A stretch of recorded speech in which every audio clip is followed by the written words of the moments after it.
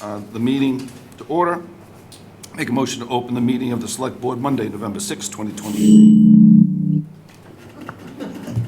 There's always technical issues. 2023, and I'd look for a second, please. Second? Motion been made and duly seconded. Roll call is in order. Mr. Kilcoyne. Aye. Ms. Fiddler. Aye. Mr. Darcy. Aye. Unanimous vote to open the Select Board for business for the November 6, 2023 meeting. Okay. I just want to let everybody know that this meeting is recorded by Marshfield Community Media. And I'd like everyone to please stand and join me in the Pledge of Allegiance. I pledge Allegiance to the flag of the United States of America and to the republic for which it stands, one nation, under God, indivisible, with liberty and justice for all. Thank you very much. I don't have any chair opening comments this evening, so I'll move right to the town administrator Excellent. to give us his report, please. Thank you, Mr. Chairman. So I had my weekly call into WATD, discuss issues in the Select Board agenda. Participated in the Mass Municipal Seminar on Municipal Energy, where we talked about aggregate electric, green energy, charging stations, and of course, electric vehicles. DPW construction meeting, review of the project's outstanding issues.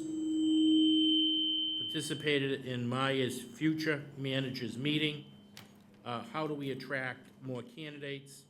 Benefits to being in the management, challenges, and colleges. I'm going to move that away from you because we're getting some feedback. See if that helps. Participated in a meeting on beach nourishment, bid package for sand for Duxbury and Marshfield. Discussed the intermunicipal agreement for bid payments and reviews. Marshfield will be leading the process with DPW handling the bids for both towns. Participated in the Mass Municipal Emergency Shelter briefing. Issues reaching, the big issue is they were reaching capacity at the end of last week. That also brings about school issues, busing costs, food, and clothing. Participated in the Ventress Library Trivia Night at Hadads to raise funds for the library through the Friends of the Ventress Library. Had a meeting with Ned Bangs regarding summer concerts. We're going to do 4 this upcoming summer. 1 at Harbor Park, 1 at the Boys and Girls Club, and 2 on the town green. And rain dates, if it rains, the concert would be moved to the Boys and Girls Club. Concerts are funded through a grant from the Cultural Council. Attended the Council on Aging volunteer luncheon with Chairman Kilcoyne, where the COA recognized a number of volunteers that volunteered over the past year, representing about 15,000 hours and almost $500,000 if we had to pay market rate, hourly rate to those individuals. Meeting with Fred Russell to review ongoing projects in winterization, inspection of our HVAC town-wide, generator check, winterization of the dog park, winterization of outside water, DPW project, closeout issues, town hall project updates. Participated in the Housing Trust meeting where we discussed foreclosure workshop. We had a discussion of the funds that are available. We talked about the MHOP program and in a potential issue. Discussion of 2023 annual report. Update on technical grant for Mass Housing Partnership. We received a grant, and we were one of 3. The other 2 towns are Lynn and Stoneham. And they will be doing foundation training, best practices for the trustees, identifying goals, strategies, procedures in order to move forward. Had a meeting with Reed Foster from the Elevators to discuss potential project here in town that they may have some interest in. Participated in a special select board meeting. Participated in the IMVETS Veterans Dinner at the Elks last Sunday, where Roger Egan, 80th birthday, was celebrated at the IMVETS dinner. Had a meeting with Sean Strobel to review the challenges. As folks know, Sean's our new treasurer collector, and he'll be coming up shortly to give just to say hello to the board. And we talked about FY23 closeout, Munis, FY25 budget, FY24 budget, and FY25 capital improvement plan. Participated in the Robinson court case at the Plymouth County Superior Court in Brockton. Participated in the meeting to review natural gas options for the town with our town consultant, Craig Joyce from Single Source Energy Solutions, Inc.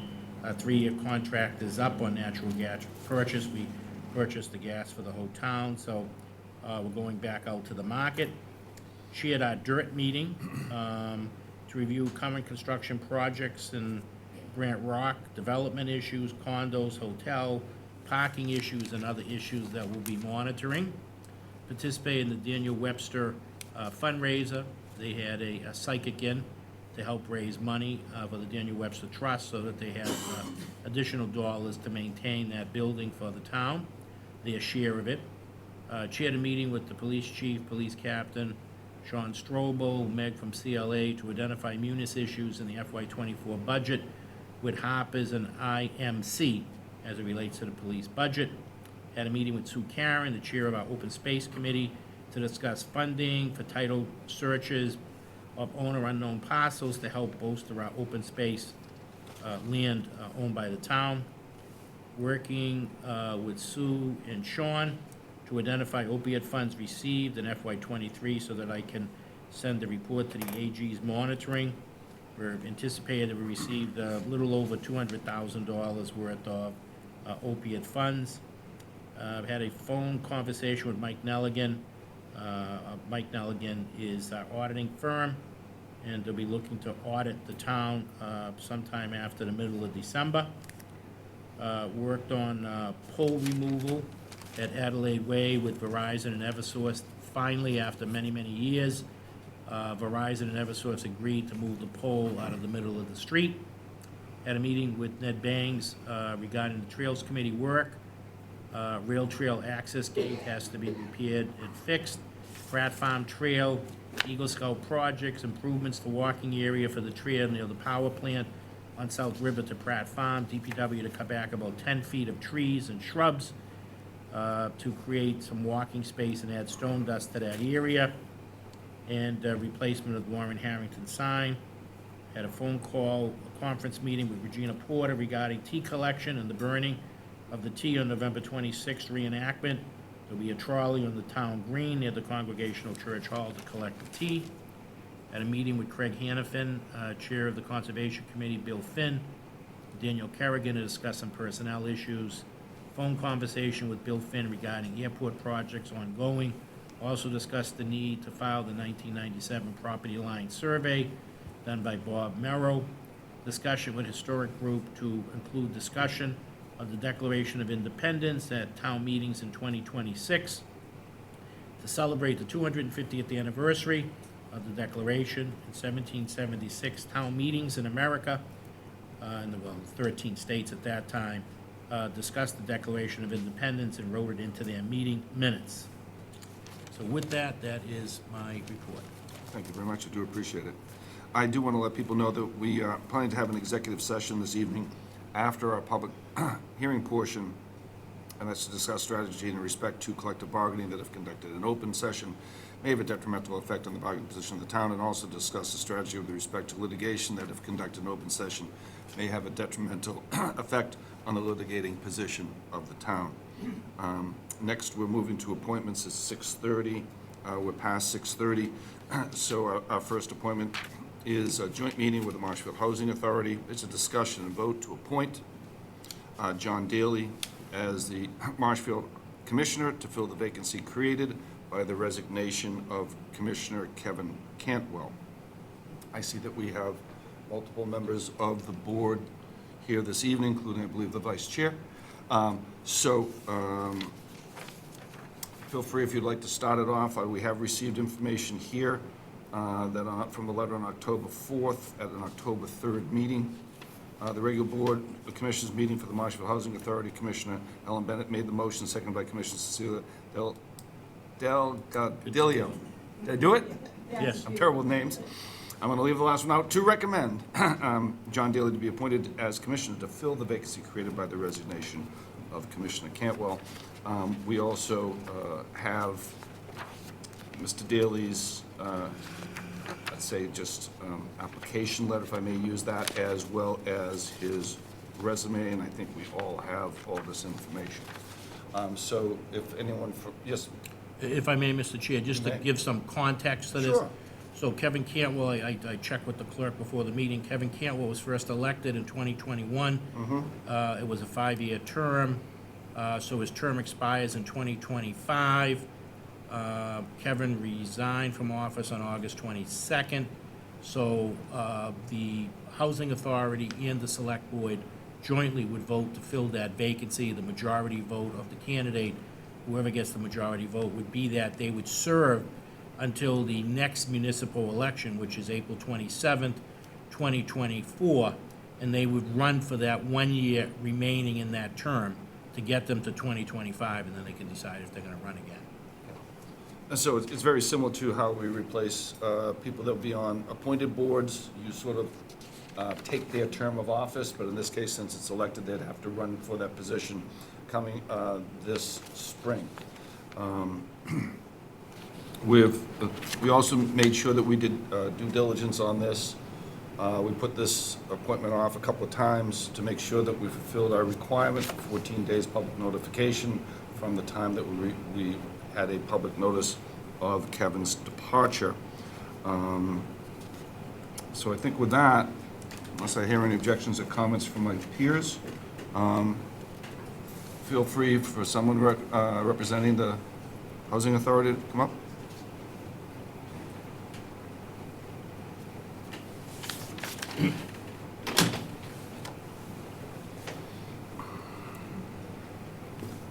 Mr. Chairman, as Mr. Maresco noted, we did have a meeting, and we asked that John Daly be appointed. Excuse me just 1 second. Would you be kind enough to state your name and address? Sure.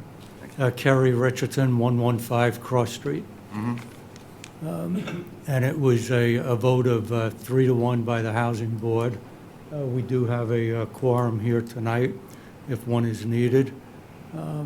Mr. John Daly has served on the Housing Authority previously, both as an elected official. He's also been vice chair of the Housing Authority, and he has also been chair of the Housing Authority previously. I personally have known John throughout a number of years in my association with the Housing Authority. He's always done a great job. He's always been very respectful during the meetings, both to other board members and to the tenants. And he's been very, very concerned about the safety of the tenants. So I would give my full recommendation for the appointment of John Daly to the vacancy. Thank you very much. Yes, I do believe we have a quorum this evening. I'll just quickly go over this. The Board of Commissioners' duties, the governing body of the Marshfield Housing Authority and its Board of Commissioners. The Board of Commissioners is made up of 5 members to oversee the direction of the authority. It is responsibility of the board to plan and set policy. Any other members like to speak to address the select board? Sure, come on up, please. If you'd be kind enough to state your name, address would be great. Yes, Joe Pasevich, Commissioner, Marshfield Housing Authority. Mr. Daly here? I just want to know, is Mr. Daly here? He's not here? He's not here. That's too bad. I had, It's not that unusual, but usually they are.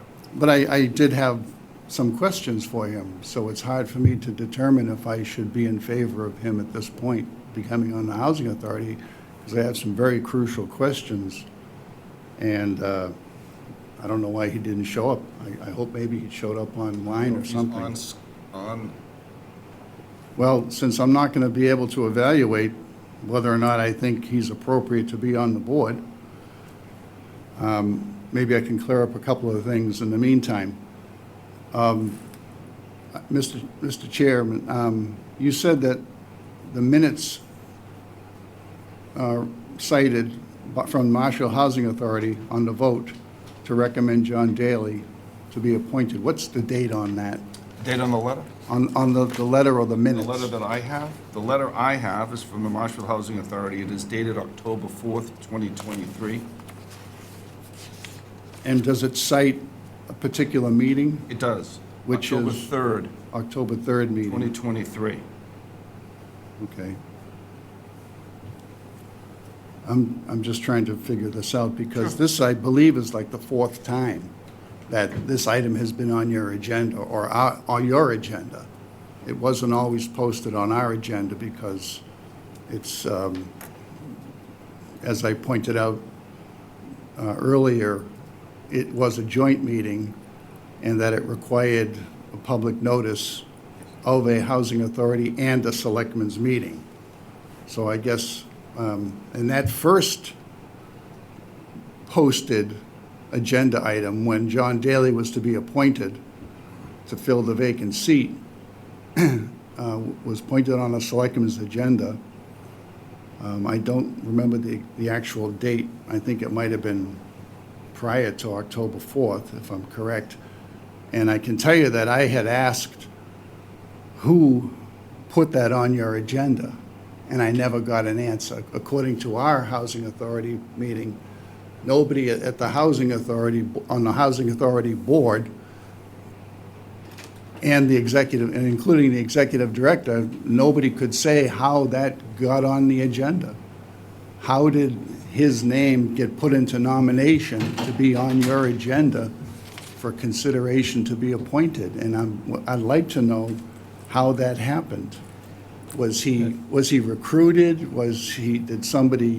Did he just out of the blue find out about a vacancy?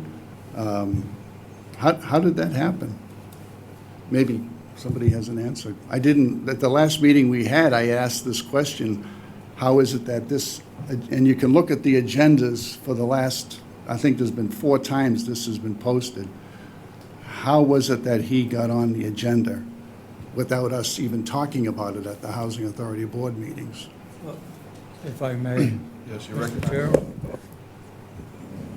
I don't have the information in front of me, so I'm going from recollection, but the Housing Authority did have a vote, and I believe it was at our October 3rd meeting, and that vote, there were 3 votes for yes for John Daly and 1 vote for no for John Daly.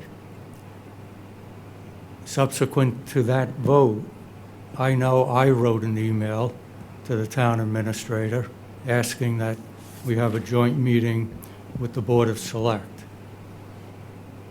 I also believe that the executive director of the Marshfield Housing Authority wrote a letter to the town administrator asking to have a joint meeting with the Board of Select.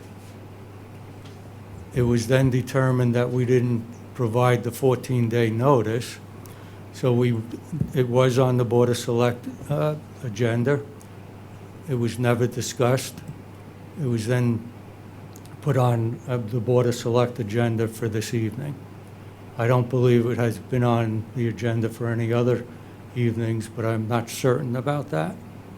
And that's why we're all here tonight. But I believe that we've met whatever requirements need to be met in order to appoint John Daly. In order to respond to the other comment that, is John Daly qualified? I think previously I said I believe he's fully qualified. I know I personally asked John Daly on a number of occasions if he wanted to serve as an appointment, by the Board of Select. He told me that he would like to do that. He also informed me that if there was an opportunity to be appointed for more than to the next town election, he would like that opportunity. If there's no such opportunity, he would like to be appointed until the next town election in 2024. So he is very willing to serve. I've called him at least 3 times to talk to him about that, to ascertain that he wanted to serve. He's been at Marshfield Housing Authority board meetings for the last several months, just as an observant to determine whether or not he did want to be considered, because he was concerned about some things that were happening at the board meetings. So I spoke to him again probably about a week or so ago, asked him to please confirm to me that he wanted to be appointed, and he said yes.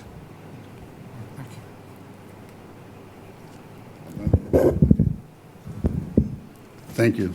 Well, that's my point, is that the topic came up at the October 3rd meeting, and I asked the question, who's been putting this on the selectmen's agenda? So it wasn't a letter from Mr. Richardson or anybody else subsequent to October 3rd that obviously caused you to put that on your agenda, because it appeared on your agendas prior to that. And that's why I had asked the question at our October 3rd meeting, who's been doing this? Who's been doing this? And everybody denied it. So that's what I'm trying to find out, how that happened. But be that as it may, again, he's not here, so I can't ask him the questions. But if he was here, I just want to say for the record, what my concerns was what does Mr. Daly feel the role of the Marshfield Housing Authority is? What does he feel the role of the board is, if he hears this or gets later on? And what is the role of the executive director? The Chapter 121B, Section 26 of the Massachusetts General Laws is a very lengthy section, and it outlaws all the powers and duties of a local housing authority. And it's quite extensive. And I would have liked to have asked him what he thought about that and why the Marshfield Housing Authority has not been doing or adhering to the list of their duties and responsibilities over all these years. I would also like to ask him about several changes that are occurring inside the Housing Authority right now in terms of how the accounts and the finances are being managed.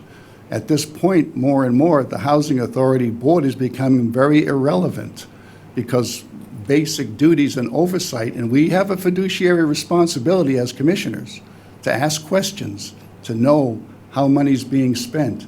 We have a duty to create, formulate a policy and objectives, and none of that right now I'm finding is being done.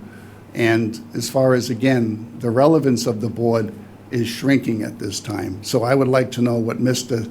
Daly would like to do to see that the Marshfield Housing Authority is adhering to the statutes, excuse me, and fulfilling their role to do things such as provide housing projects for families of low income and to provide projects or parts thereof for elderly persons of low income. And it's, for some reason, that hasn't been done and in recent history. And Mr. Daly was on for 11 years, going back to the days of the scandal that the Inspector General reported on. So I would like to have known from talking to Mr. Daly at this point what he learned from that and what he sees the role of the Housing Authority in terms of creating affordable housing for the people that need it going forward in the future. So that's all I have to say on the subject. But again, at October 3rd meeting, I asked why these agendas were being posted. And the executive director denied doing it, and Mr. Richardson denied doing it. Thank you. Thank you, Mr. Severs. Did you have the opportunity to be at the October 3rd meeting? I was there. Okay, good.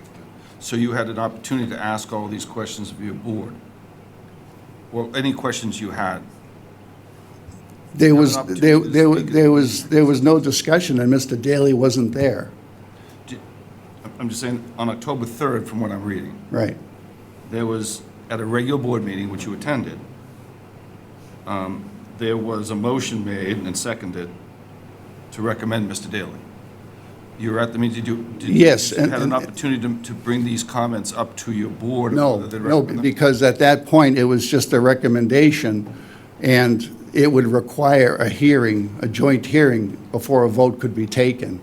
I was against the recommendation. I am against the recommendation because I'm a person that's in favor of new blood, and I think there's a lot of questions about the direction that the Housing Authority had been taking and about things that happened while Mr. Richardson and Mr. Daly were on the board together, along with Mr. Cantwell. So there was a lot of concerns I had, And I didn't think it was probably advisable to go back with an old team before knowing what the lessons were that had been learned and what the vision was for the future. So, no, there was no discussion, extensive discussion. It was barely a passing moment to say, let's recommend somebody. Okay, all right. And this is where I anticipated the actual, because along with the select board, which may have questions, this is where I thought the actual discussion would occur. So it's So I unfortunate. was just trying to make a point that you were at the October 3rd meeting with your peers and had an opportunity to voice these concerns. That's the only thing I'm bringing up.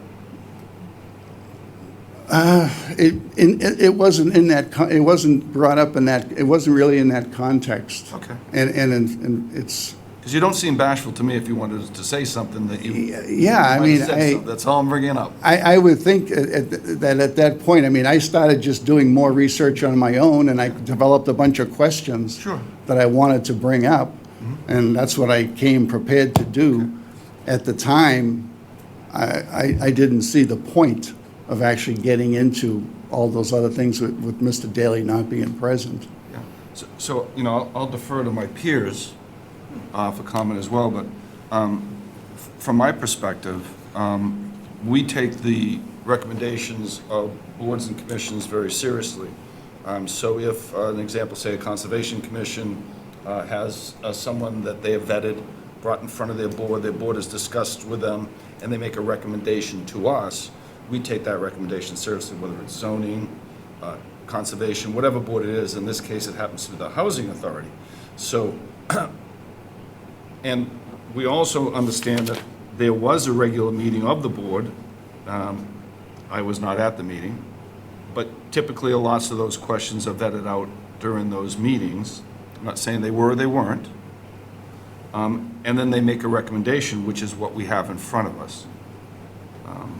I look for any thoughts or comments from my peers as well. Mr. Chair, may I just make So one one second, I'd comment? like to get thoughts and comments from my peers. I just, very briefly, I appreciate you being here. I appreciate the entire board, your board being here as well. And I know that you're limited with having 4 members at this point.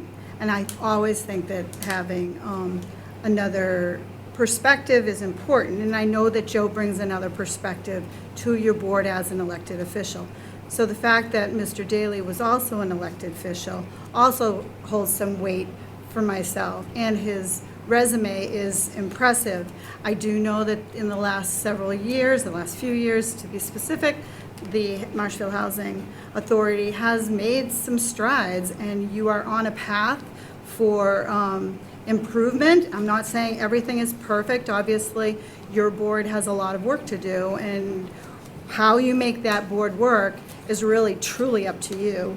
And the select board, we play a role very rarely in your actual duties, but as far as this particular individual understanding so that he can answer Joe's questions about what the role is of each of these members and how that plays into the reasoning why we have decided that that's the right choice, or I have decided that that's the right choice, is based on the importance of what he brings to the table. So what he brings to the table is experience. From what I'm hearing right now, he brings to the table a sense of respect to the other board members. May not answer all the questions that Joe is putting forward this evening. He isn't here, obviously. But he was chief of the Bureau of Administration and Technology for the Boston Police Department, for example. I'm going to just list out a few things. He was responsible for the technology systems within the Boston Police, Deputy Superintendent, Commander Operations Division, also for the City of Boston.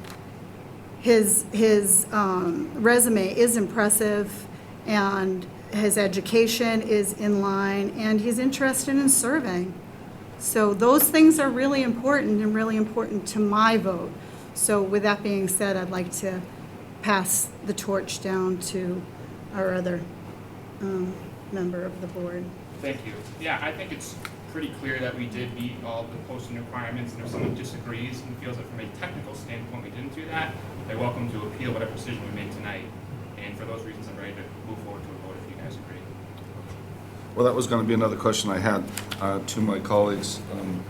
And I already have one, I think I already have another, that do you feel you have enough information, not necessarily right now, by the time we're done with this meeting, I'll do a checking question later, Yeah. to make a decision this evening?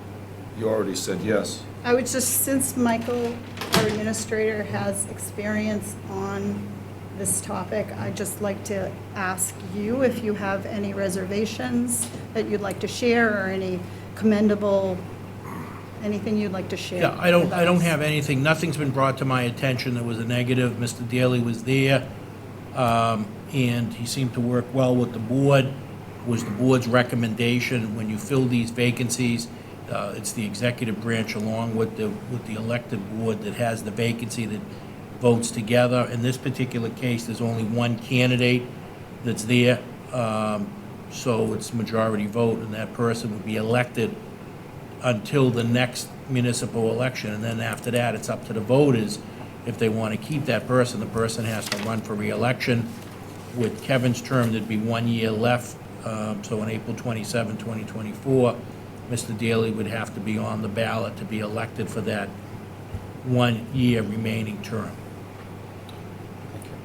Would you, I'm at this comfortable. point, you feel comfortable? Okay. So I do want to point out to the public that it seems like, there are some different views and perspectives on the Housing Authority Board regarding this candidate. I think that's a normal process. It's sometimes good when everything doesn't go 5-0 or 7-0 or whatever. And I do want to point out to the public also that the Select Board doesn't necessarily have to fill this position, although we think it's a very important commission, and we want to make sure that we get someone in there to assist you with this, whether it's this candidate or a different candidate.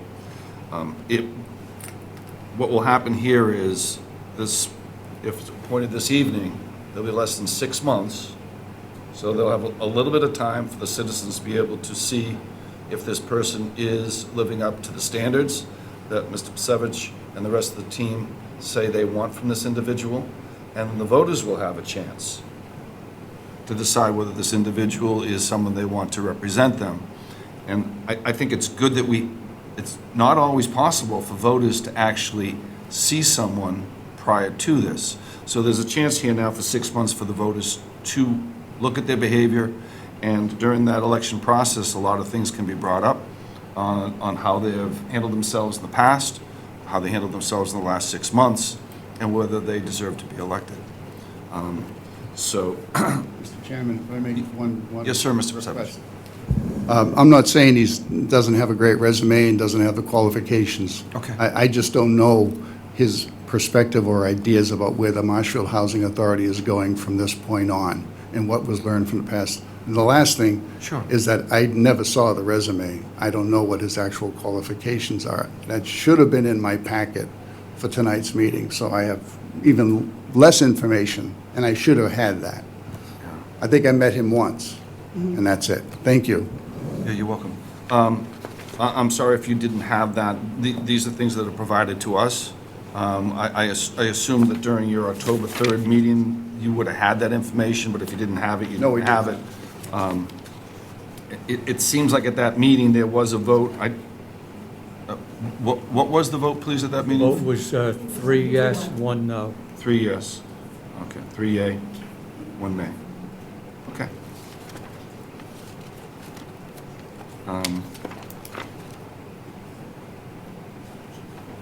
Any other thoughts from my peers? I think in this, typically we don't do this because it's not necessarily a public hearing, but I would like to open it up to definitely at least the members and citizens of the Housing Authority.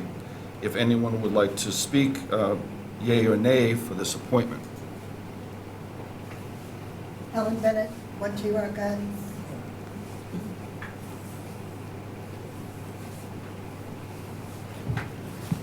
I've been on the Housing Commission for 2 years, worked with John Daly. Found him very cooperative with our board, and he's very knowledgeable, and he's helped us a lot. And I voted yes for him. You voted yes. Okay. Thank you. Any other members of the public or from the commission, please? Thank you. Cecilia Del Gadilio, 109 Genevieve Lane. There was ample time for conversation. There were no Just questions. one second. If we could over here, gentlemen, if we could, thank you. There was ample time for conversation, and there were no questions asked. I specifically voted yay. Helen voted yes. Kerry Richards voted yes. And Mr. Pasevich voted no. He also, as he mentioned, he has nothing against John Daly. It's just that he would like to see new blood. That was his comment at that time. Personally speaking, I think John Daly is an excellent choice because he does bring that institutional history that we need on this board. Because Helen hasn't been, she's been here 2 years. I've been here, I just finished my first year, I'm on my second year. And Kerry has a long history of the board, and I think we need that balance of bringing that institutional memory, so to speak. So I just want to make sure I understand you correctly. So speaking of transition on the board and what type of tenure the current board members have, so you're saying that, Helen, Yes, you've been here how long? 2 years. 2 years. You've been here A year and a half. a year and a half. Mr. Pasevich, how long have you been here? Just got elected in April. So less than a year. So we have 3 brand-new members? As Correct. far as new blood goes? Correct. Okay. And how many members are part of the commission total? Total should be 5. Correct. So we have 3 out of 5 that are new members. We have Correct. 1 regular member that's been here for a while, right, Mr. Richardson? And so we have an open position, and this person has some tenure Correct. and has come before the board with a 3-1 vote. Correct. Okay. I just want to make sure that I understand everything here. Yep. Because there was some, concerns brought up by a commissioner, which was here, about new blood. And so I just wanted to make sure the record showed that we have 3 out of 5 that are new with less than 2 years. That is correct. Okay, all right. Thank you. Oh, sorry. Thank you very much. Okay, thank you. Any other further comments? No, other than the year that I have worked with John Daly, he has always been highly respectful of the residents, the board, the process, and all in all, a good person to work with. Thank you. Yeah, you're welcome, thank you. Any other members, any residents would like to speak? Hi, Robin Dunn, T-Rock 13, Building 13. I've been going to the board meetings for probably over 4 years, and John Daly has nothing but respect for his fellow board members and the tenants. He's wonderful, and he should come back in. So you would be a yay voted? Oh, you're on the absolutely, commission. absolutely. I know it's speculative to a certain part, but I know that you are very active within I T1. try. Do you feel that other members and residents might have concerns? No, no. Has Quite a few people have Anyone been, specifically mentioned concerns to you? about John Daly coming back? Absolutely not. No, everybody is in favor of him coming back. Okay, We were sad to see him go, to be honest. okay. Well, I thank you for coming in. Thank you. I do appreciate it. So, yes, please step up, name, and address, you're recognized. Hi, I'm Colleen Whalen. I'm the Assistant Executive Director of Marshfield Housing Authority.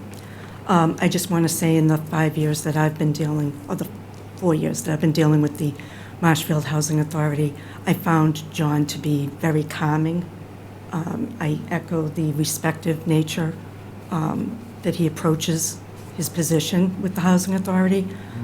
He's always given the tenants time to speak always tried to answer their needs.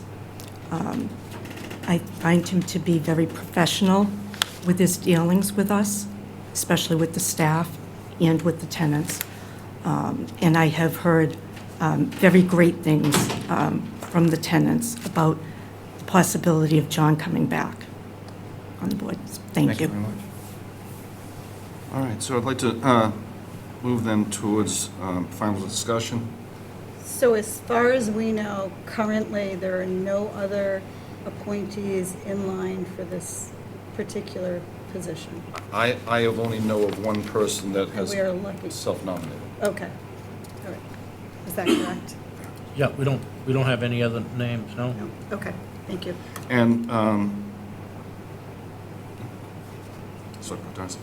so, once again, for the public, this is going to be a vote to fulfill an open seat by Kevin Cantwell, who left on August 22nd, 2023.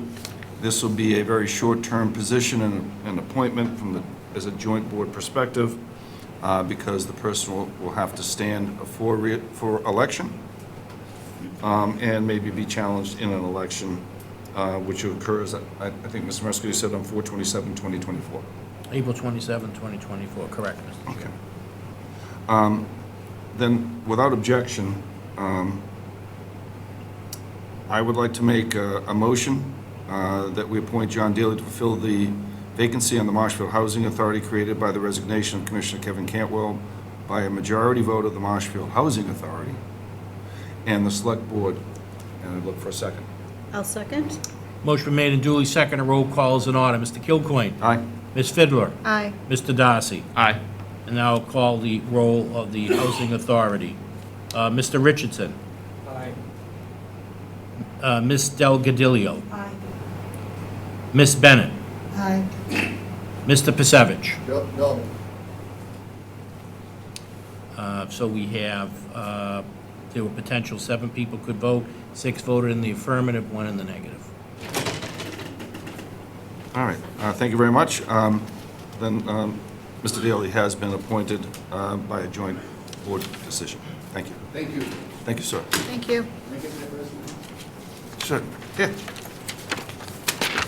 We have it. Here you go, Mr. Pacific. How's that, huh? Autograph one. I did, well, I can if you want. You're welcome.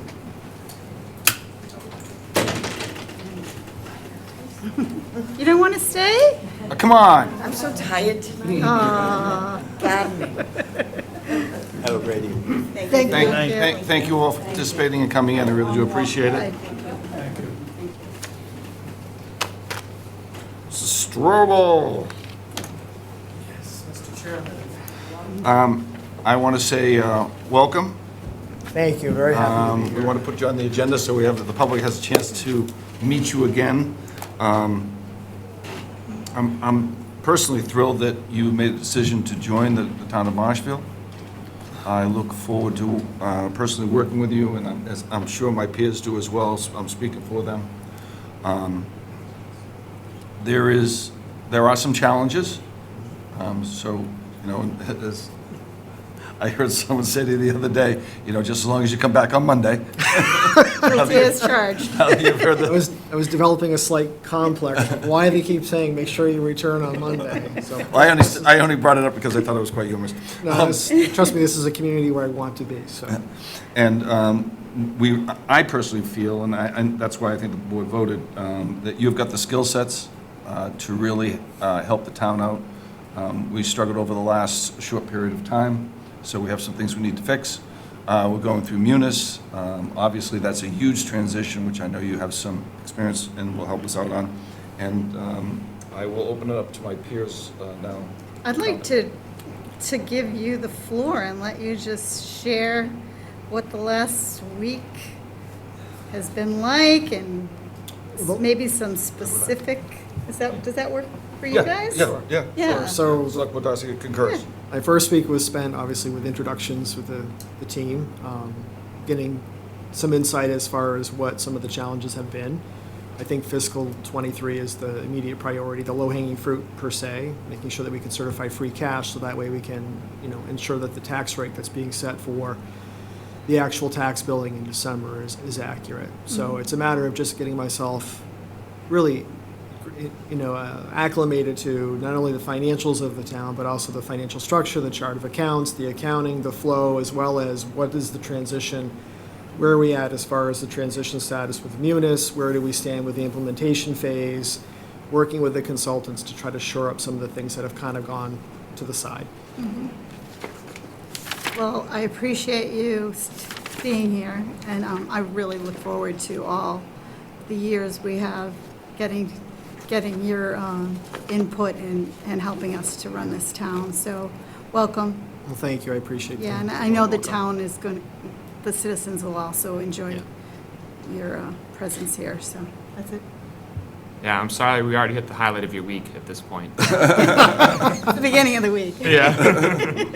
But no, I keep telling folks we're very lucky that you wanted to live by the water, because we were in dire straits, so I just felt very lucky that you were in the applicant pool, and again, if you didn't want to live by the water, we'd be in tough shape right now. Well, this is such a great community. The diversity of the community is very attractive. That's what I enjoyed about working for the city of Portland. It's having a working waterfront, having the diversity of different segments of business. It's unique to deal with marine law and to deal with revampment or deal with seawalls. Those are very interesting projects that you don't see in the heart of Massachusetts. So it was a much welcomed opportunity to come here.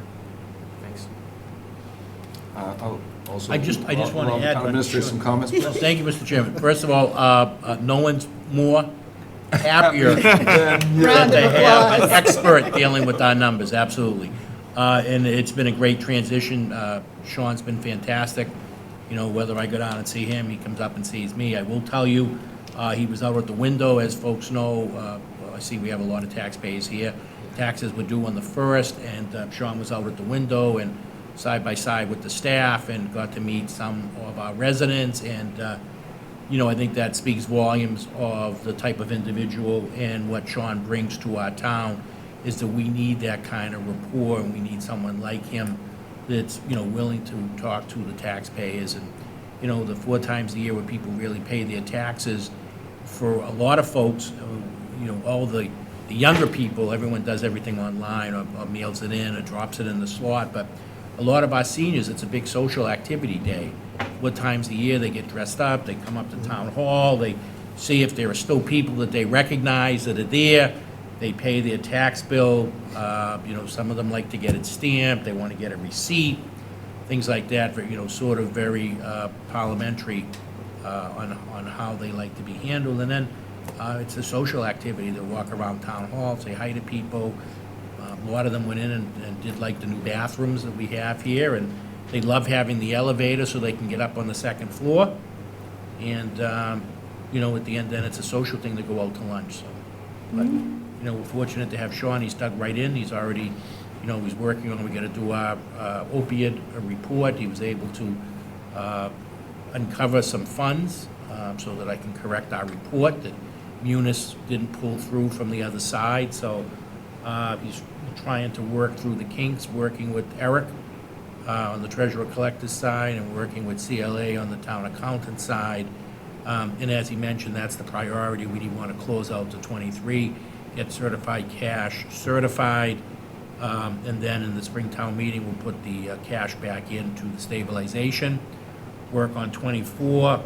Later on the selectmen's agenda, we have the capital improvement plan funding level that the board will set, and we'll go from there. Sean and I have had a couple of discussions already on that, and as I shared with the chairman, it's going to be a tough year, so it's going to be a very small dollar amount. We need to get through fiscal 28 and into fiscal 29. Thank you. So, unless you have further comments for us this evening, I would like to say the Select Board officially welcomes you warmly, the new town of Marshfield's new treasurer. Thank you for coming in this evening. We look forward to working with you for a long time in the future. Likewise, if there's anything that I can assist or answer any questions of the board, please feel free to reach out. Thank you. Thank you. Thank you. Thanks for coming in. Appreciate it. Thanks. Welcome aboard. Thank you. So we're definitely past 6:45. The next is a poll hearing on 6973 Nevada. It is going to be a public hearing notice read, and this is a joint poll hearing for Verizon New England and N-Star Electric, DBA Eversource Energy to relocate a pole 347-3 at 6973 Nevada. And so in conformity to the requirements of Section 22, Chapter 166 of the general laws, you are hereby notified that a public hearing will be held at the Marshfield Town Hall, Select Board Chamber, 870 Marine Street, Marshfield, Massachusetts, on the 6th day of November 2023, 6:45, upon the petition of Verizon New England, Inc. and N-Star Electric Company, DBA Eversource Energy, dated August 16, 2023, for permission to locate poles, wires, cables, and fixtures, including necessary anchors, guys, and other such sustaining and protecting fixtures to be used and used in common by your petitioners along and across public ways. And this obviously is a Zoom meeting and in person. And so I have read the public meeting notice. Do we have anyone here representing Verizon, N-Star, DBA, Eversource Energy? Thank you for coming in, sir. Would you be kind enough just to Sure. state your Good evening, my name is business Ross. address? Sure. Ross Bilodeau, representing Verizon New England, 21 Oxford Road, Mansfield, Massachusetts. Thank you. For the sake of time, he described what we're looking to do pretty well. Move the pole 7 feet southwest to the property line in between 69 and 73 Nevada Street. It was the customer at 73 Nevada Street that had approached Verizon and Eversource about relocating this pole to accommodate a new driveway they're looking to put in. So that'd be the reason that pole would be relocated. Who's bearing the cost for the relocation? The customer at 73. Okay, thank you. Any other things you'd like to add? Nope. And just for the record, you are with N-Star, right? Eversource? Oh, Verizon, You're with Verizon. correct. Represent Verizon New England. I do apologize. No problem. Do we have anyone here from Eversource? Okay, so you're representing the Verizon Right. portion. This is a joint-owned pole, I understand. Correct, but Verizon sets the poles in town, so that's why I'm here and not someone from Eversource. Thank you very much. Appreciate that. Okay. Comments of my colleagues? I have a few comments. So the driveway that is there currently, are you aware of any other restrictions other than the driveway that is necessary to move that pole to the, I'm guessing it's to the south or southwest? Is it solely because someone put a driveway in with a pole in front of it? I'm not sure if the driveway's already there, but it was my understanding the customer's looking to install a driveway, which that pole would impede. Okay, so that, you're just contracted to seek out the Correct. ability and have us, okay. Correct. All right, so if it was to remain in that location, there is no other complication to any of the abutters if it was not moved? To my knowledge, no. Okay, It was- so it's, The customer at 73 is looking to have the pole moved. okay.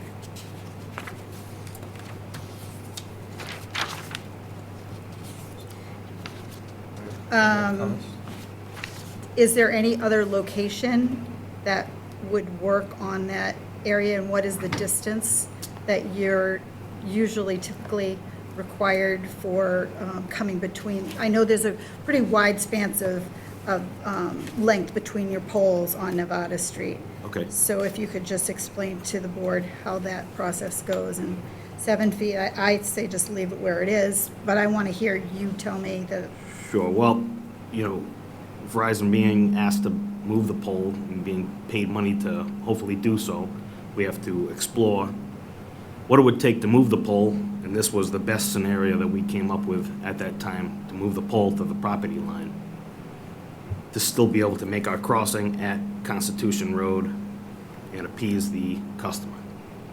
So it was the best cost-efficient solution for the customer that was requesting Correct. this to happen? Correct. But it was based on cost, not on potential other locations? Based on cost, science, whatever we need to Okay. do to To get it- maintain what we have out there. Okay. You know, we have rights for that pole where it is right now, Yep, so we want to still maintain everyone's plan, you know, including Eversource and any other third-party attachers that might have facilities on these Okay. poles as well. but currently it's just a two-party, Eversource and Verizon. Well, we own the pole 50/50. Anyone else who's attached pays rent. It's Wilson. So I noticed that when I went out to the site, there's a connection going across, and all the poles are on that side of the road. Right. Is that correct? Correct. Okay. Thank you.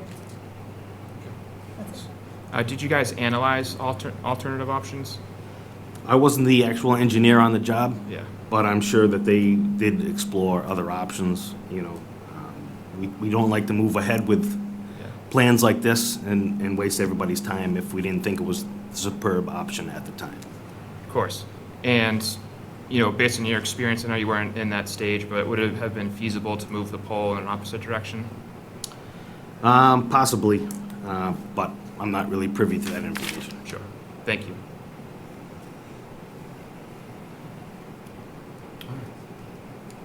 Hearing no further questions or comments, Michael? Mr. Administrator, would you like to make a comment? Just sort of along with Mr. Darcy, if, through you, Mr. Chairman, to Verizon, if they, I just wanted to be sure, I guess based on what the gentleman from Verizon said, they didn't look at relocating it across the street. I know the poles were all on one side, but, you know, were those options looked at? I'm sure they possibly were. We could be getting into, you know, once you start moving poles on the opposite side of the street, we could be getting into more angles, you know, possibly push poles, stub poles, stuff like that.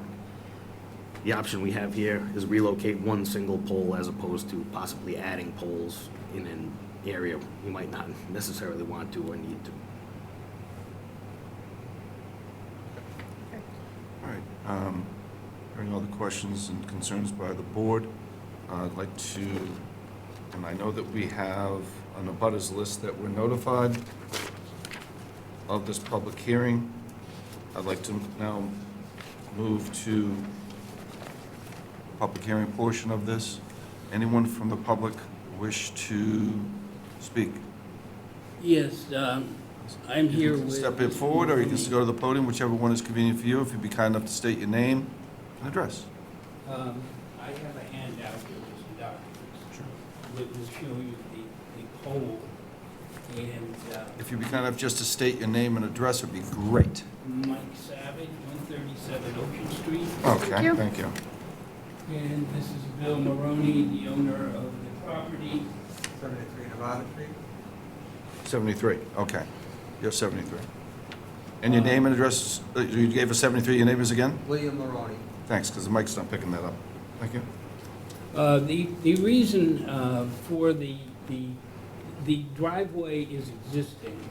What happened several years ago is that a survey determined that the lots were all off, and the driveway that Mr. Maroney was using suddenly became the property of the abutter, and the driveway that he now inherited had the telephone pole sitting right in the middle of it. Now, Mr. Maroney has medical issues, and he has trouble walking, going upstairs, and if he can use a driveway, he can walk into his house. And also, the right-of-way, and you'll see a photograph, the abutter to his left has put concrete blocks on a portion of the right-of-way abutting his property, and the abutter on the left, or right, has put a fence recently on the right-of-way.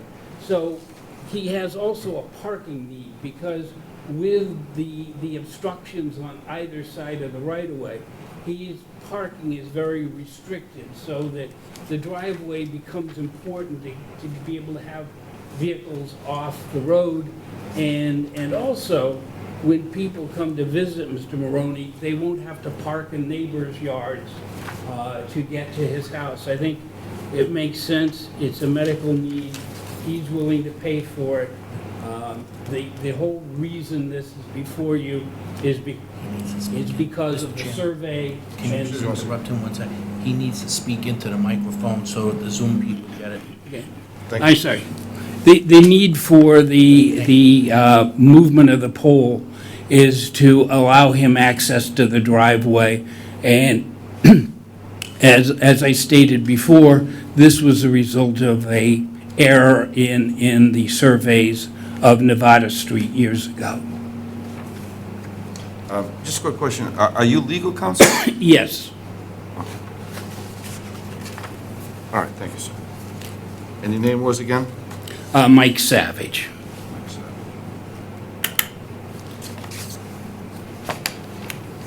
Thank you, Attorney Savage? Yes. Thank you, sir. Any other members of the public here in attendance in the room like to speak?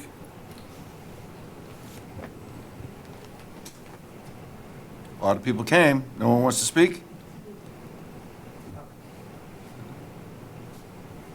Thank you, sir, for being the first one to stand up. If you'd be kind enough to state your name and Sure. address. I'm Greg DiTullio. I'm on Atwell Circle. I'm not a neighbor in Nevada, but my daughter lives in house number 69 with Zach Turner. And I just want to mention that the driveway where the pole was not there in the past. It was grass. So this isn't a existing driveway that's blocked. It's a new one they put in. Verizon came, I want to say about 2 or 3 months ago, unannounced, and tried to move the pole in front of my daughter's house. And luckily, she called her husband, who came back and told them they can't put it there. At the time, they were told that the neighbors said that my daughter had agreed to move the pole over there, which she did not. So we didn't have this process 3 or 4 months ago, and if they didn't catch it, the pole would have been in front of her driveway. A couple of years ago, her front lawn came right down to the street. There was no parking. You had to park in the street. She has 2 spaces in front of the house. So she spent the money to have the lawn pushed back and put up the stone wall so that they get the cars off the street. It's a little bit dangerous intersection there with the other road that comes up from the side. So they get the cars off the street. And then the property line issue came up. So she had the pole, she had the wall that she had put up, cut back about 3 feet. And she also had an electric car charger moved back about 4 feet away from the property line. And that was before they came and tried to move the pole even further in front of her house. So she's been, I think, a good neighbor, trying to accommodate whatever needs to be done. And if the vote is to move the pole, all we ask is that it stay on that side of the property line and not put it in front of her house. When she bought her house, there was not a pole in front of it. When he bought his house, there was a pole in front of it. So it just doesn't seem fair that just because someone wants to pay for it, that you can move a pole in front of someone else's house. Any questions? Thank you. And, No. and just noted, you are the father Father of Carissa DeTullio, Turner. the people that live at 69 Nevada, Yes, and you are not in a butter. I am not, no. Right, and- I do a lot of work over there, but I'm And not. she is not here this evening. No, she's in Florida. Okay. All right, thank you. Mr. Chairman, I would just add that In front of the the pole is not being moved to the property of the abutter. It is on the edge of Mr. Maroney's property. Well, yeah, the drawing I'm looking at, it still looks like it's on 73 Nevada, but right there on the property line. Is that correct? That's correct, sir. Thank you, sir. Yes. Oh, we've got 2 now. All right. Now we've got it going. Come on up. If you'd be kind enough to move the mic in front of yourself. Give us name and address would be great. All right, I don't enjoy public speaking, but my name's Sean Robinson. I live across the street from all the parties concerned. Unfortunately, Mr. Maroney has created this whole disaster for himself. He moved to the neighborhood. The very first day I talked to him, he said, "Everywhere I've lived, my neighbors have been a-holes," without the shortened version. Then, very shortly, he started fighting with the Trinners to his left. And then he started fighting with the two women that lived to his right. And then it got to the point where he said he got this survey that showed he owed 11 feet of the girl's lawn. So many harassments ensued where the police have been there 4 or 5 times. And when she would be out painting her shed, he'd be like scrumbling around on the ground like he's gardening or something, bumping into the ladder, like intimidating her. Then he said he was going to tear down their effing shed next time they go to Houston and throw it in their backyard. So then that's where the lawyer just said how this fence is encroaching on him. It's because they then proved that they own the land, so they moved their fence over. He used to be able to park 4 cars at his house. So now they moved the fence over, he's a little squeezed. He still has room in front of his house. So he poured gravel in his side yard and calls it a driveway and says, now the pole's in the way. Well, the pole's, he bought a house, looked at it. How do you start saying, I own 11 feet of your land, and then now also you want the pole moved that was in front of your house when you bought your house? I mean, when you buy a house, you do a pretty thorough job, right? Like, you don't own 11 feet of the girl's yard, and the pole's sitting in front of your house. So everybody else should suffer for his antagonistic actions. Thank you. Just a question for our Verizon representative here. Do you have any idea how long that pole has been in the current location? Could you take a guess? I don't have a current year, I don't have a current year of, well, on the birthmark of when that pole was manufactured and set, but I imagine that that location has been there since the neighborhood has been put in. How old do you think the neighborhood is? Not from town, so I don't know. All right, thank you. Help you with that. Barbara Moreau. If you just come up to the podium, so the people, so that audio is hooked up so all the people at home can hear you. Hello. Barbara Moreau, 31 Constitution Road. I've lived in this neighborhood since 1962. I'm sorry, what number? 31 Constitution. 31 Constitution, okay, thank you. Okay, so I'm on the, if you know the neighborhood, Surf Ave on the beach side. Mhm. I actually grew up in 43 Nevada.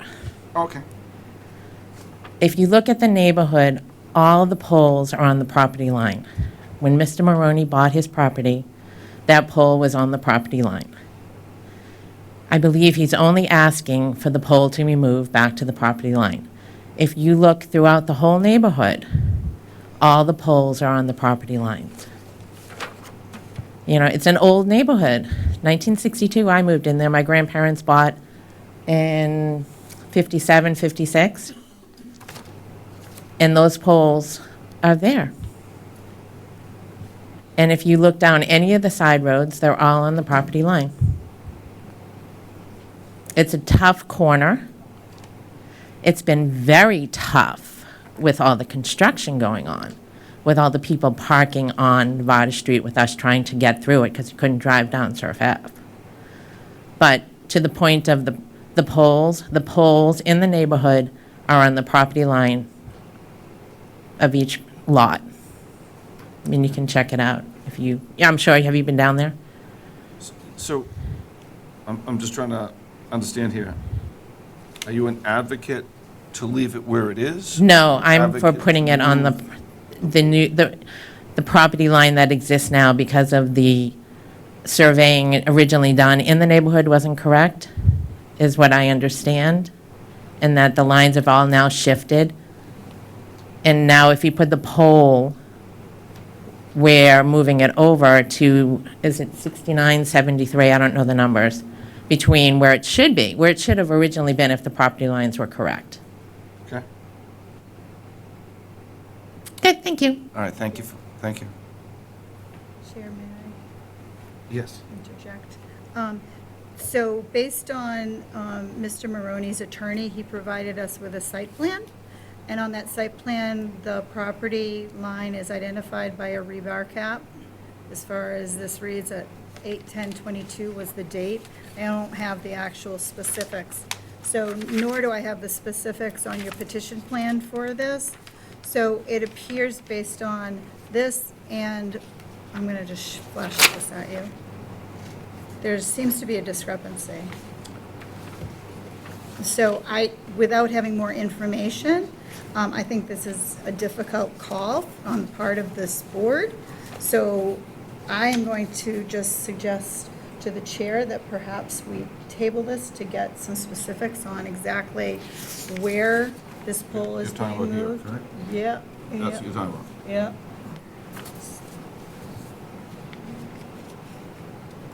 That's the property line supposedly? Evidently. But it looks based on this, that the That's different. existing pole is centered on the parcel ID, glasses please, K11-1803, which is 73 73. Nevada Street. But I can say that any map that's created from Verizon is based off of the town's database and layout. So if there have been changes, It just still looks like based off it's that. in excess of 7 feet based on this, knowing that the frontage, I mean, it's just a Yeah, and layman's it's not to scale, interpretation too. of the Sure. map, so that's just my suggestion, Chair So. before we deliberate, any other members from the public either here or on Zoom? Cat Printer, 172 Bay Ave. Once, Can you- sorry, can you not sorry, look at the chat? Beth Turner, 172 Bay Ave? Yes. 172 Bay. I'm just curious, like, do you not monitor the chat, or Ah. do you expect people to come off mute? No, no, I am. we have public comment right now. If you'd like to make a comment, you're able to do that. Yeah, so my comment is more, do you expect people to come off mute to speak, or do you monitor the chat? No, we're not necessarily monitoring the chat. If you'd like to speak, you can come off and ask to speak. That's why I said any members on Zoom. Okay, well, I appreciate that. No worries. So, going back to the previous thing, which I shouldn't do, but Robert Rules of Order, did they not apply on that last situation? I'm sorry, I'm at a loss as to what you're referring to. Okay, sorry, I won't go there. So, has there been any looking into the impact on the owners of 69 Nevada? Well, that's what this public hearing is about, is to give the residents of 65 Nevada a chance to come in and state their concerns, should they have some. Okay, That's the whole purpose of a public hearing. okay, thank you. You're welcome. So I have an issue. Yes, if you'd be kind enough, sir, to provide your name and address? Sure, Don Trenner, 172 Bay Ave. All right. So it seems irresponsible to me to move the pole closer to a borderline of property, inconsistent with the setbacks for fences or other outbuildings, where the property owner at 73 can move the pole onto his own property. It's already at his cost. So why move it closer to the property line, inconsistent with accessory buildings or fences or setbacks? I'm confused by that.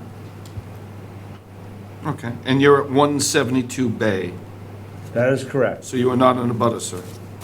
I am not in butter. All right, thank you. I just want to make sure the public understands. Thank you, sir, for your comments. Any other members of the public? Mr. Chairman? I Yes, have one a- second. Any other members of the public? Yes, please. Jennifer McNeely, 74 Nevada Street. What number, Nevada? 74. 74, thank you. You're welcome. Been a long time resident, 20 plus years at 74 Nevada Street. That pole has been there. along with the property that did not have a driveway until Mr. Maroney had installed it. Since Mr. Maroney has joined the neighborhood, we have witnessed chaos, as Sean Robinson had noted. I witnessed him throw a wheelbarrow, a ladder at the ladies.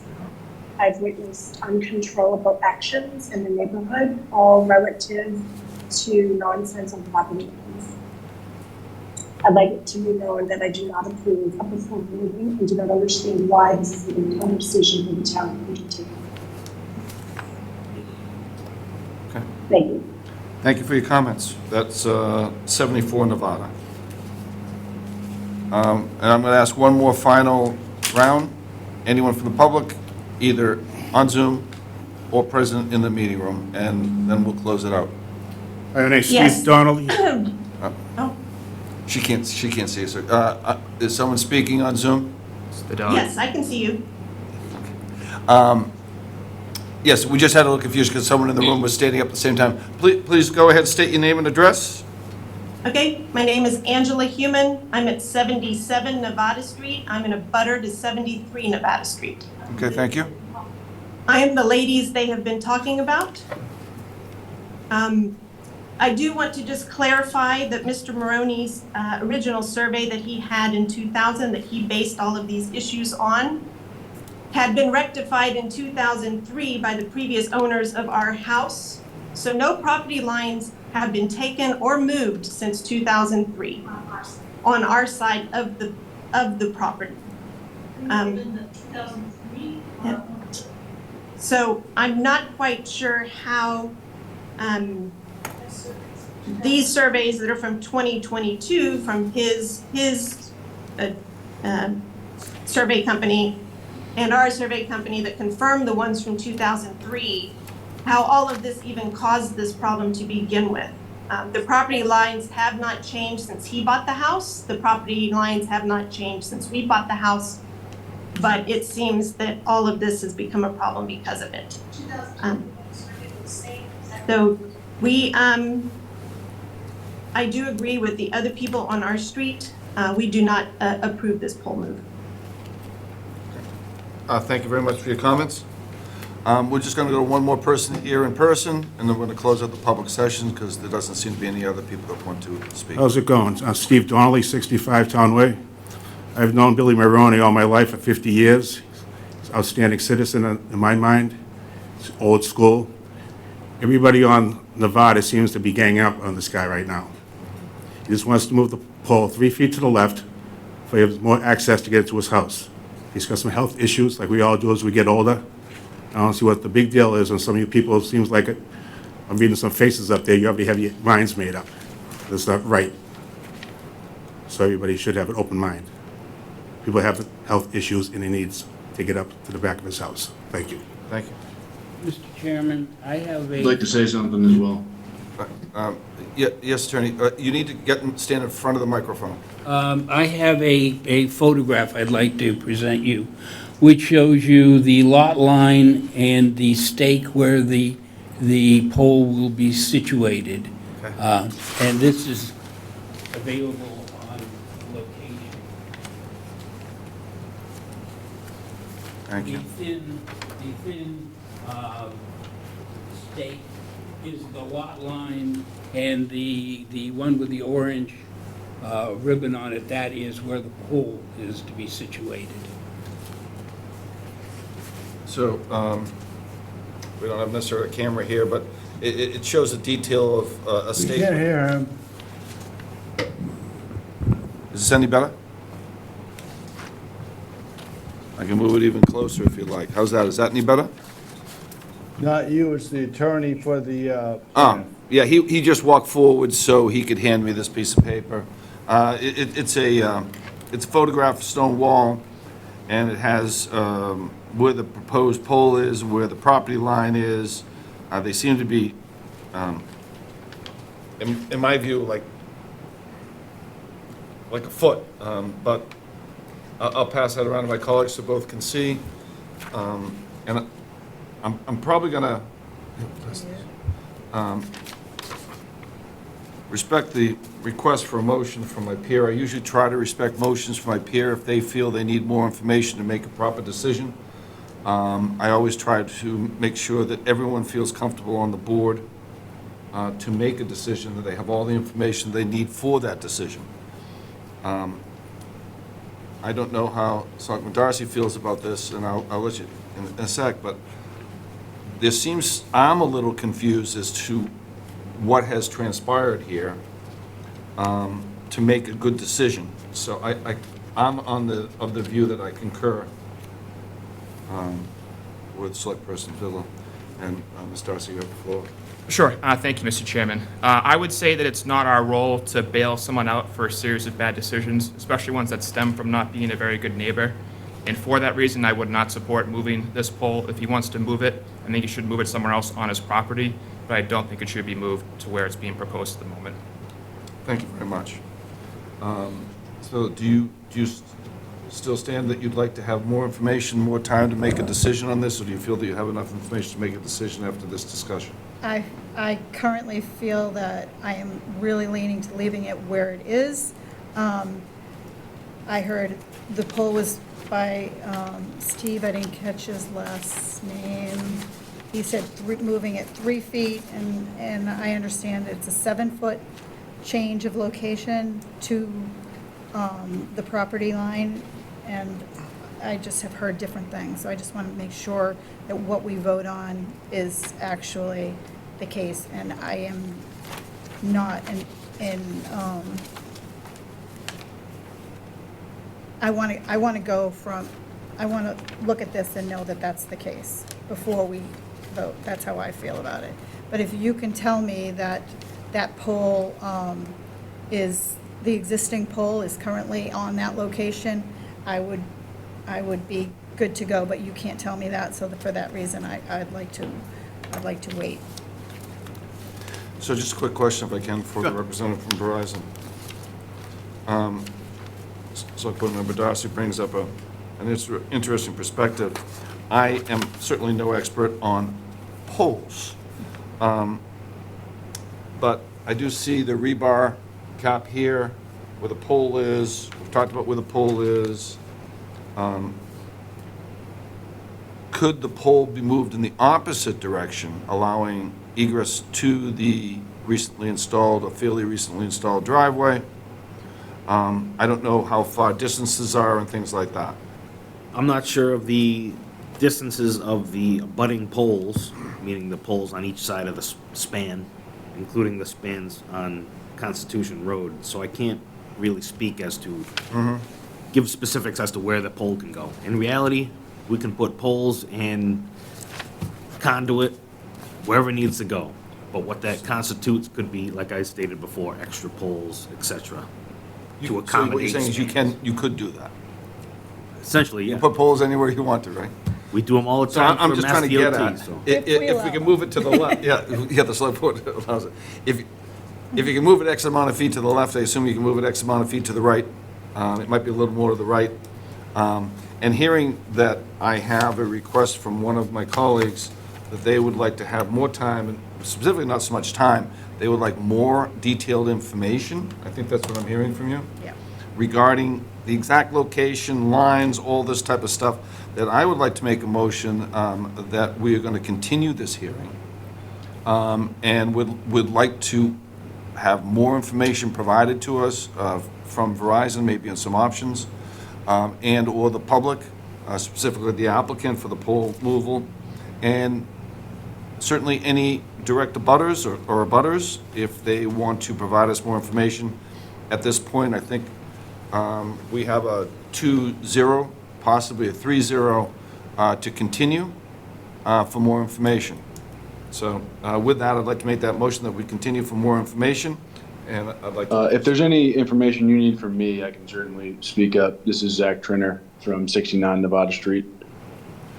Unfortunately, I think I asked like at least 4 different times if anyone from the public wanted to speak.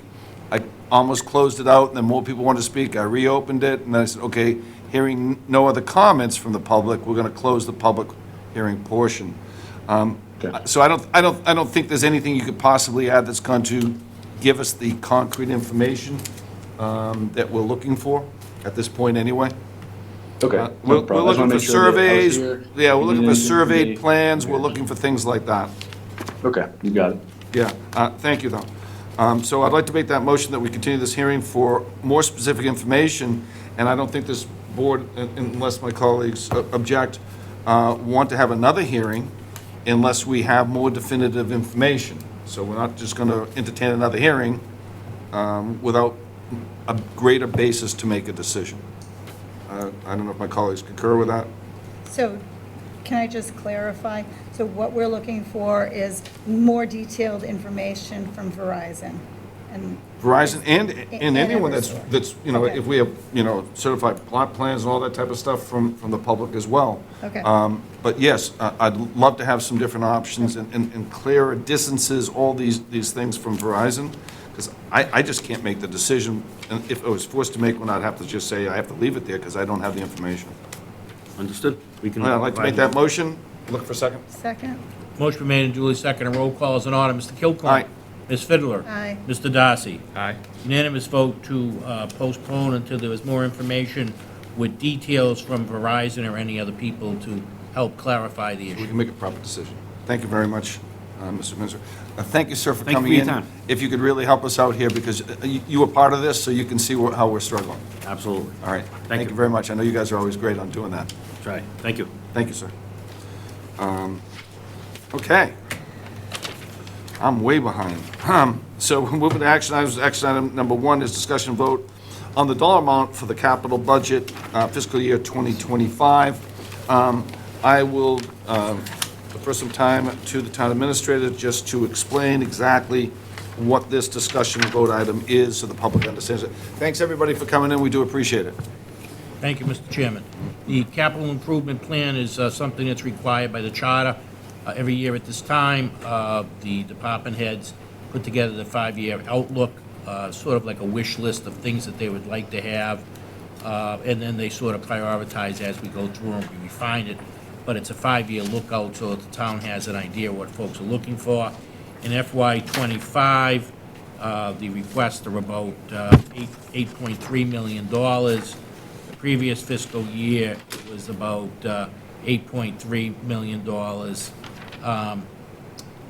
So as folks know, they've been watching our meetings, and I've been, beating the drum that the next 4 to 5 years are going to be very difficult. We need to get through fiscal '28 and then get into fiscal '29. You might say, why? Because Plymouth County is going to be one of the first counties to have their pension fund fully funded. And with that, there's accelerated payments on getting it funded that we have to contribute to. That, along with other variables, the economy is constantly changing.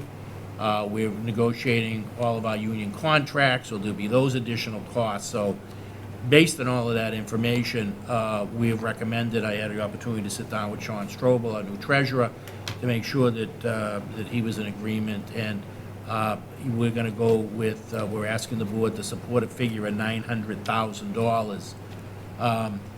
We have, as folks know, and the board knows, with your support, we've made major improvements in the senior center, brand-new police department building, brand-new DPW building. We're making improvements in the schools. We're maintaining the buildings the way they need to be maintained. We're updating town hall, so we're doing those. But there are, capital needs. We have to, every single year, get new cruisers. Those are required. We turn them over. And, they have like about a 3-year life expectancy, really 5, but we turn them over in 3 years. So every year, we're replacing 3, so it's not such a burden. That's about $185,000, and then to outfit them is about $200,000. And we go on and on and on. So it will be tough as we get into the '25 budget process. As soon as we close out '23, we make sure '24 is okay. Sean and I will meet with the department heads, and we'll get a budget to the board by, mid-December. So for our last December meeting, we'll have a presentation on FY '25, and then we'll have another presentation in January. We, by charter, need to turn over the capital improvement plan with our recommendations and dollar amount by the fourth Thursday in the month of November. We'll get that to the Capital Budget Committee, and then they will schedule their hearings to meet as we get further into the year. They'll meet with each of the departments and go over and, find, go through each of the requests. Thank you. Comments from my colleagues? No, I think we've got some work to do, but, yeah, look forward to hearing what you have to say in December. This is only my second time at this, but my understanding is we usually have somewhere around 6 to 9 to 1 request for capital money to be spent for the money we actually have. And correct me if I'm wrong, this budget is down versus the last 2 fiscal years. The amount of the request, yes. For the next, as the years tighten up, we're going into very, very difficult, challenging financial times, so we need to tighten Not the to belt. overspend. Not to overspend. Not to and tighten overspend, the so belt. we have what we have. And prioritize. We'd like to have more, we have what we have. Correct. Thank you. So then I'd like to make a motion that the board moves to approve the FY25 capital improvement plan for the amount of $900,000. Look for a second. Second. Motion been made and duly seconded. Roll call is in order. Mr. Kilcoyne? Aye. Ms. Fiddler? Aye. Mr. Darcy? Aye. Unanimous vote to approve the FY25 capital improvement plan in the amount of $900,000. The next item is a discussion and vote to sign an agreement for the school street traffic signalization. This has been going on for quite a period of time. We're finally, I think, at the end of this. This is going to be an agreement between the Massachusetts Department of Transportation, the town of Marshfield, and Frozen 4 Corp. The parties have reached an agreement as to the appointment of the work to be performed, the expense of carrying out this work, and the ownership and future maintenance thereof will be carried by Frozen 4 Corp. The entire cost, as I said, of the traffic signal improvements for Plain Street 139, as stated on the plans that we've seen, will be borne by Frozen 4 Corp. We're finally here. I think it's going to be improvement to have that signalization. And I open it up to the Vice Chair for comments. This is, again, we've seen this how many times now? Seriously. So we've seen it a lot, and what I am excited and happy to hear is that the town of Marshfield's contribution to this pole or street light is. Get it on the brain. Yeah, no, pole, I know, is inconsequential at this point, correct? That is correct. Select Board Member Darcy. Okay, Mike will go first. You let Mike go first? Okay, sure. Just to follow up on Ms. Fiddler's comments, Ben Verga from Frozen 4, when he put in his marijuana thing, one of the things that he reported to the town is that he was putting his money behind the signalization because he wanted to be safe. Not only benefits his business, it benefits the car dealerships and a number of other businesses on that side of the road, including the DPW. And this is sort of the final leg of it. He had promised at that time to invest about $500,000. He told me that he's now well over $750,000 of private dollars doing this. Once this is approved and signed by the select board this evening, they'll begin. It's private construction, so they hope to get underway right away. Their contract is ready to start creating. They're going to make as folks know that watch, they're going to make within all of those parcels a roadway. All the roads come into one and then funnel out at the School Street intersection. The goal is to have the lights working by sometime in late May. Thank you. Awesome. Yeah, it's a great public safety improvement, like Michael was saying, for the auto dealership. Instead of these big trucks turning left across 4 lanes of traffic on 139, they can go to the signalized intersection. So it's great for that. Folks also, just the DPW too, if they're turning left to go down to Union Street, it's safer for them now as well with the traffic intersection. So that's a great improvement. And, Ben was told many times it was taking so long, there were so many delays, just give up on it, don't do it, but he stuck with it, and now it's finally happening. So thankfully it took a long time. Yep. It did. It's not easy to put a new light on a state highway. Yep. So, then, without further discussion, hearing no further discussion, then I'd like to make a motion that the board moves to sign the School Street traffic signalization agreement. Look for a second. Second. Motion made and duly seconded. Roll call is in order. Mr. Kilcoyne? Aye. Ms. Fiddler? Aye. Mr. Darcy? Aye. Unanimous vote to sign the school street traffic signalization agreement. All right, the next is a discussion vote to sign an intermunicipal agreement between the town of Duxbury, town of Marshfield. Specifically, this is about the Bay Ave Beach Nourishment Project. We've talked about this many, many times. We've had presentations over the last maybe even 2 years on this, at various meetings. I think most people are aware that we are going to do some beach nourishment. It's a huge project, millions of dollars, and it is primarily funded by grant. Grants total $3.2 million to construct the beach nourishment project along Bay Ave and Gurnett Road beaches, so it's going to be Marshfield and also Duxbury.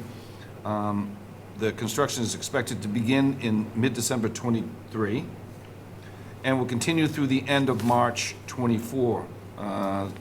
And we're going to do this to keep costs down.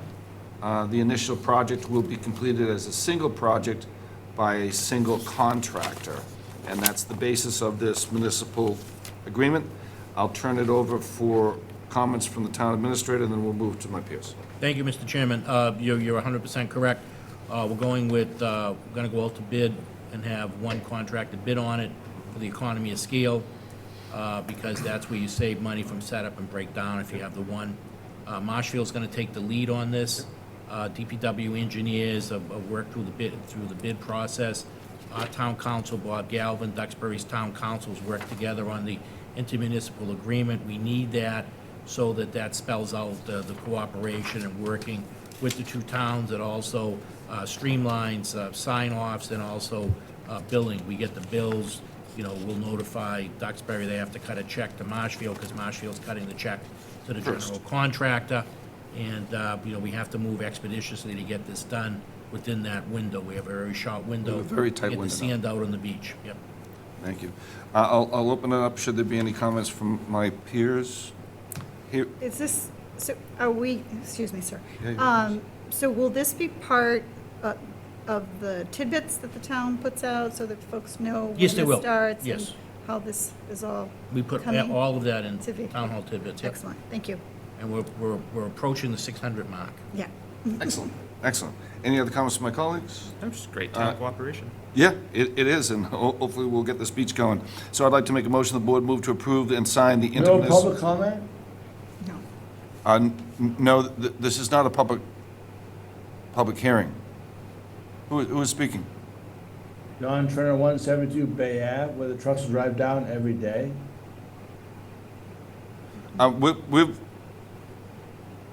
We've gone through this project at multiple hearings. I know I've been at least at one or two, at COA. I think we've been one here. I think it was the Woods Hole Group, Mr. Marisco? That is correct, The Mr. Woods Chair. Hole Group did ad nauseum explanations of access, No how one's they're talked about the accessing. impact on Bay Ave when those 1,000 trucks are driving down that street. Is that part of the project? As I was just pointing out, there have been multiple meetings explaining exactly access, staging areas, and there were multiple opportunities for comments and questions regarding staging. I've been all the conversations. and Then no you're, one's then you're talking aware about of, the then you're impact aware on of it, and Bay you're asking a Ave question you already know the of all answer those to. trucks. So I'm going to move forward. This is not a public hearing. There were times for that discussion. Select board members were at those hearings. So I'm not going to get into the details and questions of how we're doing the access. So thank you very much for your comments, sir. I'm going to make a motion, the board moves to approve and sign the intermunicipal agreement between the town of Duxbury and the town of Marshfield for the joint beach nourishment program. Look for a second. Second. Motion made and duly seconded. Roll call is in order. Mr. Kilcoyne. Aye. Ms. Fiddler. Aye. Mr. Darcy. Aye. Unanimous vote to approve and sign the intermunicipal agreement between the town of Duxbury and the town of Marshfield. Thank you. We'll next move to the number 4, which is a discussion and vote to request for permission to accept donations for the Veterans Services. This is a donation of $300 from Mr. Robert Carmody of Hingham? Comedy. I think I had that right. And And hearing no discussion or comments from the board, then I would like to make a motion that we accept the donation on behalf of the Veteran Services Department in the amount of $300 from Robert Kamadi, is that right? Of Hingham. The donation will be used to provide the assistance to health and welfare, morale, and/or the financial need of our veterans and their dependents. Look for a second. Second. Motion been made and duly seconded. Roll call is in order. Mr. Kilcoyne? Aye. Ms. Fiddler? Aye. Mr. Darcy? Aye. Unanimous vote to accept on behalf of Veteran Services, $300 donation from Robert Carmody of Hingham. The next is a discussion voting the appointment of Cultural Council, Susan Sloan. I've reviewed this information. I know that she's a board member of the Marshfield Community Rib Cook-Off. She's volunteered at the food pantry. She does beach sticker sales for the last few years, various duties within the town. She's provided her resume. Looks like an excellent candidate for us. I open it up to my colleagues for discussion and comment. Yeah, I was lucky enough to have Ms. Sloan come in and visit, and we chatted for a while, and she is excited for this opportunity, and she has done a lot of work here in the Yes, she town, has. so she'll be great. Yep, she's retired and ready to help us out. Yep, she'll be No, it's Clerk, always remember great to those. find qualified, good people. All right, fantastic. Then, without further discussion, then I'd like to make a motion that the board moves for the appointment, approve the appointment of Susan Sloan to fill the vacancy of the Cultural Council. Look for a second. Second. Motion made and duly seconded. Roll call is in order. Mr. Kilcoyne? Aye. Ms. Fiddler? Aye. Mr. Darcy? Aye. Unanimous vote to appoint Susan Sloan to fill the vacancy on the Cultural Council. Number 6 on the action items is discussion vote and the appointment on the Cultural Council for Jeannie Wilkins. I think Jeannie Wilkins, a lot of you have seen her different postings and things on Facebook. She's a local business owner at Wilkins Signs. We always appreciate and very appreciative of all these citizens stepping up. We've still got a lot of different boards that we can fill. I'll open up to discussion from my colleagues. I concur with what you just said about Janine. She's great as well, and I've known her through the years of her being a business person here in town, so good for her to step up to the plate for this. Yep, thank them both. Any comments, questions? No. Concerns? All right, then, hearing none further, then I'd like to make a motion. The board moves to approve the appointment of Jeannie Wilkins to fill the vacancy on Cultural Council. Look for a second. Second. Motion made and duly seconded. Roll call is in order. Mr. Kilcoyne? Aye. Ms. Fiddler? Aye. Mr. Darcy? Aye. Unanimous vote to appoint Jeannie Wilkins to fill the vacancy on the Cultural Council. All right, the next is maybe more of a housekeeping item. It is a discussion vote for the request to declare surplus for the Veterans Memorial Library. They have some adult nonfiction books, some CDs, children's nonfiction books, and they're just weeding out the collection to make sure it's current, reliable, in good condition, well-used, and relates to the interests of the citizens of Marshfield. And unless there's comment by board members, I'd like to make a motion that the board moves to approve the request of the Veterans Memorial Library to declare the surplus of the following 203 adult nonfiction books in poor condition and/or had inaccurate or outdated info, 189 adult music CDs in poor condition, 201 children's nonfiction books in poor condition, or had inaccurate, outdated info. These materials have not been circulated since October of 2021. Look for a second. Second. Motion been made and duly seconded. Roll call is in order. Mr. Kilcoyne? Aye. Ms. Fiddler? Aye. Mr. Darcy? Aye. Unanimous vote to approve the request of the Veterans Library to declare surplus the aforementioned items. Last on the item before we go to executive session is the vote to accept the minutes for October 23rd, 2023, and October 27th, 2023. Hearing no objection, I would like to make the motion that the board moves to approve the minutes of the October 23, 2023, and October 27, 2023 meetings.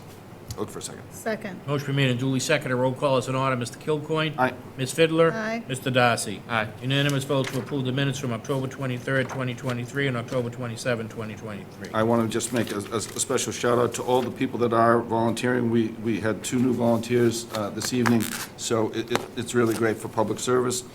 With that, I'm going to move to number 9, which the board is going to move to go into executive session to discuss a strategy with respect to collective bargaining that, if conducted in open session, may have a detrimental effect on the bargaining position of the town, and to discuss strategy with respect to litigation that, if conducted in open session, may have a detrimental effect on the litigating position of the town, and we will not return to open session. Look for a second. Second. Motion made and duly seconded. Roll call is in order. Mr. Kilcoyne? Aye.